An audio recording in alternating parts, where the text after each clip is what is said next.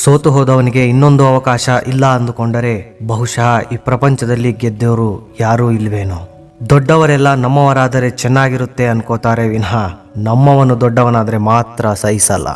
ಜೀವನದಲ್ಲಿ ಕಳ್ಕೊಳ್ಳೋದು ಇರಲ್ಲ, ಕಲಿಯೋದು ಮಾತ್ರ ಇರುತ್ತೆ. ಇದು ನಿನ್ನ ಜೀವನ. ನಿನಗೆ ಇಷ್ಟವಾದ ಕೆಲಸ ಮಾಡು, ಇಷ್ಟವಾದ ಹಾಗೆ ಇರು. ಯಾರ ಬಗ್ಗೆನೂ ತಲೆ ಕೊಡಿಸಿಕೊಳ್ಳಬೇಡ. ಒಬ್ಬ ಮನುಷ್ಯ ಸತ್ರೆ 2 ದಿನದಲ್ಲಿ ಮರೆಯೋ ಜನಗಳ ಮಧ್ಯೆ ಇದ್ದೀವಿ. ಅದಕ್ಕೆ ಯಾರನ್ನೂ ಇಂಪ್ರೆಸ್ ಮಾಡೋ ಅವಶ್ಯಕತೆ ಇಲ್ಲ. ನಮ್ಮ ಗುರಿ ಎಷ್ಟು ಉನ್ನತವಾಗಿರುತ್ತೋ ನಮಗೆ ಎದುರಾಗೋ ಸವಾಲುಗಳು ಕೂಡ ಅಷ್ಟೇ ಕಷ್ಟವಾಗಿರುತ್ತೆ.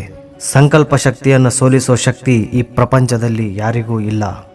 ಒಬ್ಬೊಬ್ಬರ ಜೀವನ ಒಂದೊಂದು ಥರ ಇರೋಕೆ ಕಾರಣ ಅವರ ಯೋಚನಾ ಸ್ವಭಾವ. ಆಲೋಚನೆಗಳು ಸರಿಯಾಗಿ ಇದ್ದರೆ ಜೀವನ ಕೂಡ ಸರಿಯಾಗಿಯೇ ಇರುತ್ತೆ. ಗೆಳೆಯ, ಜೀವನ ಯಾವಾಗಲೂ 2ನೇ ಅವಕಾಶ ಕೊಡುತ್ತೆ. ಅದನ್ನೇ ನಾಳೆ ಅಂತೀವಿ. ಜೀವನ ಒಂದು ಮರೆಯಲಾಗದ ಪ್ರಯಾಣ. ಆ ಪ್ರಯಾಣದಲ್ಲಿ ನೀನು ಕಲಿತುಕೊಳ್ಳೋಕೆ, ನಿನಗೆ ಕಲಿಸೋಕೆ ಕೆಲವು ಅನುಭವಗಳು, ಹೊಸ ಪರಿಚಯಗಳು, ವ್ಯಾಲ್ಯೂಯೇಬಲ್ ಪಾಠಗಳು, ನಿನ್ನನ್ನು ಎಚ್ಚರಿಸೋಕೆ ಗುಣಪಾಠಗಳು ಎದುರಾಗ್ತಾನೇ ಇರುತ್ತೆ. ಅವುಗಳನ್ನು ಯಾವತ್ತೂ ಮರಿಬೇಡ. ಆಗಿ ಹೋದುದರ ಬಗ್ಗೆ ಯಾವಾಗಲೂ ಚಿಂತಿಸಬೇಡ. ಯಾಕಂದರೆ ನಮಗೆ ಆಗೋ ಒಳ್ಳೆಯದು ಆನಂದವನ್ನು ಕೊಟ್ಟರೆ, ನಡೆದ ಕಹಿ ಘಟನೆ ಅನುಭವವನ್ನು ಕೊಡುತ್ತೆ. ಯಾವಾಗಲೂ ಟೈಮ್ ವೇಸ್ಟ್ ಮಾಡಬೇಡ. ಯಾಕಂದರೆ ನಿನಗೆ ಇರೋದು ಒಂದೇ ಅವಕಾಶ, ಒಂದೇ ಜೀವನ. ಆಲೋಚನೆ, ಆಚರಣೆ ಈ 2 ಮಾತ್ರ ನಮ್ಮನ್ನು ಉನ್ನತ ಸ್ಥಾನಕ್ಕೆ ಏರಿಸುತ್ತವೆ. ಕೂಗಾಡಿದರೆ ಗೆದ್ದ ಹಾಗೆ ಅಲ್ಲ, ಮೌನವಾಗಿದ್ದರೆ ಸೋತಂತಲ್ಲ. ಸಮಯಕ್ಕೆ ತಕ್ಕಂತೆ ವರ್ತಿಸುವುದೇ ಮನುಷ್ಯನ ಲಕ್ಷಣ. ಆಸೆಯಿಂದ ಇರೋನು ರಾತ್ರಿ ಹೊತ್ತು ಬೆಳದಿಂಗಳನ್ನು ನೋಡಿ ಸಂತೋಷ ಪಡ್ತಾನೆ. ಆದರೆ ಆಶಯ ಇರೋನು ಆ ಚಂದ್ರ ಎಷ್ಟು ದೂರ ಇದೆಯೋ ಅನ್ನೋದು ಯೋಚನೆ ಮಾಡ್ತಾನೆ. ಅಂಬಾಸಿಡರ್ನಲ್ಲಿ ಅಲ್ಲ, ಆಂಬ್ಯುಲೆನ್ಸ್ನಲ್ಲಿ ಹೋಗಬೇಕಾದ್ರೆ ಗೊತ್ತಾಗುತ್ತೆ ಜೀವನ ಅಂದರೆ ಏನು ಅಂತ.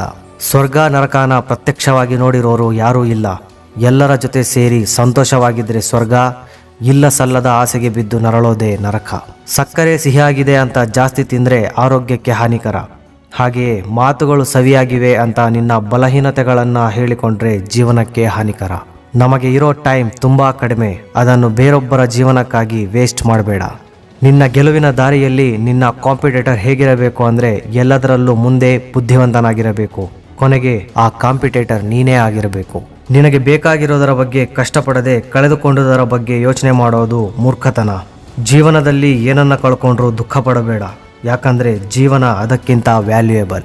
ತಪ್ಪು ನಮ್ಮ ನೆರಳಿನಂತೆ ಹಿಂದಿನಿಂದ ನಡೆಸುತ್ತದೆಯೇ ಹೊರತು ನಮ್ಮ ಮುಂದೆ ಕಾಣಿಸಲ್ಲ. ಅದಕ್ಕೆ ನಾವು ಮುಂದಿನವರ ತಪ್ಪುಗಳನ್ನು ಮಾತ್ರ ತೋರಿಸ್ತೀವಿ.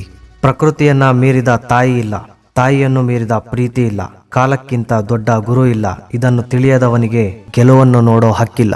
ನಿನಗೆ ಮಾಡಿದ ಅವಮಾನಗಳ ಬಗ್ಗೆ ಯೋಚನೆ ಮಾಡದೆ ಅವುಗಳನ್ನು ನಿನ್ನ ಗೆಲುವಿಗೆ ಮೆಟ್ಟಿಲುಗಳಾಗಿಸಿ ಗೆದ್ದು ಅವರಿಗೆ ನೀನು ಏನು ಅಂತ ತೋರಿಸು. ಹೆಣ್ಣು ವಜ್ರದ ಹಾಗೆ. ಬೆಲೆ ಗೊತ್ತಾದ್ರೆ ತಲೆ ಮೇಲೆ ಕಿರೀಟದ ಥರ ಇಟ್ಟುಕೊಳ್ತಾನೆ. ಇಲ್ಲ ಅಂದರೆ ಕಲ್ಲು ಅಂದ್ಕೊಂಡು ಬೀದಿಲಿ ಎಸೀತಾನೆ. ಒಳ್ಳೆಯದಕ್ಕಾಗಿ ಮಾಡುವ ಹೋರಾಟದಲ್ಲಿ ನೀನು ಸೋತರೂ ಗೆದ್ದಂತೆಯೇ.